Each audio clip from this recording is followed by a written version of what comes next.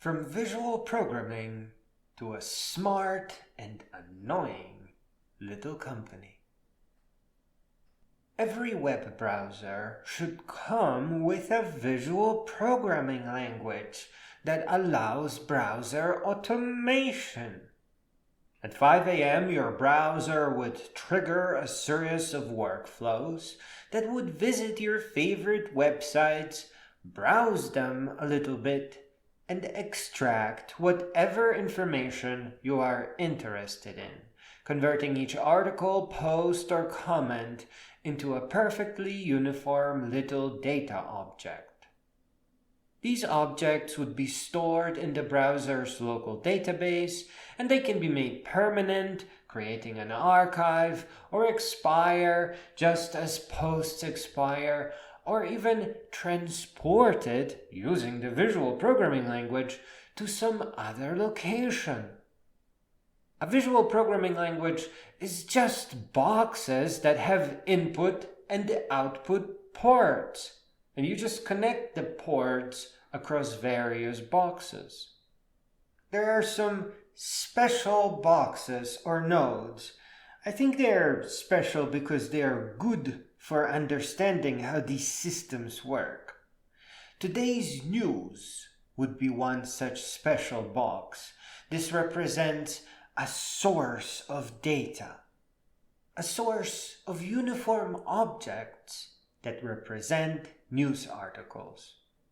Another special node is homepage or dashboard.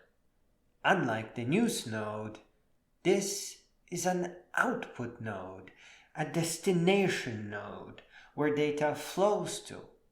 So you have a source node that represents information and a destination node that represents displaying it on your screen. Then you have nodes that go into the middle, things that filter based on topics or keywords, if statements that branch out based on some condition, and things like thermostat control. Oh yes. Here, you can grab the weather from the internet and adjust your home's thermostat temperature so that when you wake up, you will feel warm and cozy. Because this is a programming language, it can do anything and everything. Really, anything you can think of. It is like a blank canvas where you drag and drop nodes together to form your programs. If you make a reusable program, then you can group all the nodes you connected together into a single new node. And here you will be able to use and reuse it as needed throughout your other programs. Normally, when such a thing is put on a server, it costs money. But when installed in a browser as a plugin, it costs nothing. There is no need for a server because the user provides their own computer.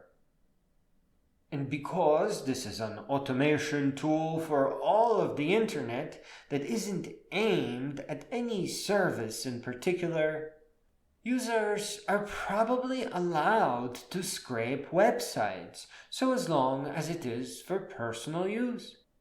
And anyhow, no internet server could distinguish between automation and the user. There is no way to tell if the user is scrolling and clicking the next page, or if it's a scheduled task. Creating a visual programming language that can run inside a web browser plugin is shockingly easy, and both a fantastic reason to learn JavaScript programming and a way to teach programming to users who think more visually. If you were to program and sell such a browser plugin, a small and useful company would emerge. Such a tool would be extremely useful, as it cuts down on bloated distractions, all the clutter, and sluggish websites. If you created matching server software, the same language user interface could automate the home.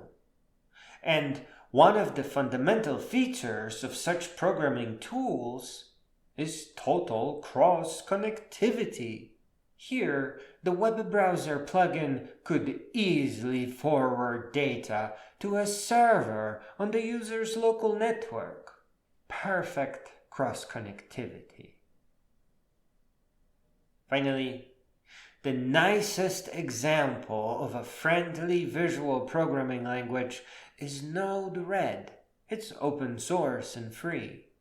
And the gnarliest? Blender's geometry nodes. They are extremely powerful and create beautiful things. Despite not being popular today, visual programming languages will absolutely become a big deal soon enough. They become more and more important the more and more the internet is cluttered. Visual programming languages have no limits. They can help your future customers do anything and everything.